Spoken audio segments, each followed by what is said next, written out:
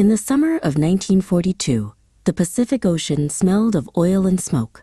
In a quiet room in Hawaii, codebreakers leaned close, listening to secret Japanese messages. They suspected a place called AF was the next target. But suspicion wasn't enough to save a fleet. They needed proof. Admiral Chester Nimitz, the American commander, listened to his codebreakers. He approved a clever trick. The small island of Midway sent out a plain message for anyone to hear. Its water plant was broken. Soon, the Japanese secrets whispered a new message. AF is short of water. The trap was set. At dawn on June 4th, American torpedo planes roared to life. They flew low, skimming the tops of the waves, straight towards the enemy. The pilots knew their planes were slow, and the sky was filled with fast Japanese Zeros. They went anyway. Their sacrifice was a signal, clearing the air for what was to come. High above, Commander Wade McClusky searched the empty sky for the Japanese fleet. His fuel was getting low. Just as he was about to turn back, he saw it. The foamy white wake of a single destroyer ship, the Arashi. It was racing somewhere. McClusky made a decision. He would follow it. The trail led McClusky right to the Japanese carriers. Their decks were crowded with fueled and armed planes, ready to launch. McClusky and his squadron tipped their planes forward and dove. In 10 short minutes, they changed the war.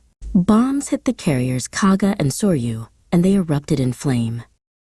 Lieutenant Commander Dick Best chose his target, the flagship, Akagi. He dove through the smoke, releasing a single bomb. It hit the flight deck perfectly, causing a massive explosion. The most powerful ship in the Japanese fleet was doomed by one perfect drop. The battle was not over. The last Japanese carrier, Hiryū, fought back. Its planes struck the American carrier, USS Yorktown. Fires broke out and the ship began to lean.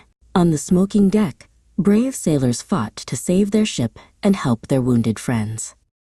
American planes took off again, seeking the Hiryū. They found her and dove one last time. Bombs walked across her deck, and by sunset, the last of the 4 Japanese carriers was fatally aflame. A new balance had been set on the sea. The victory was great, but so was the cost. Japan lost 4 carriers and its most experienced pilots. The United States lost the destroyer Hammond and the heroic carrier Yorktown, which finally slipped beneath the waves a few days later. The ocean now held the stories of all the brave men who were lost.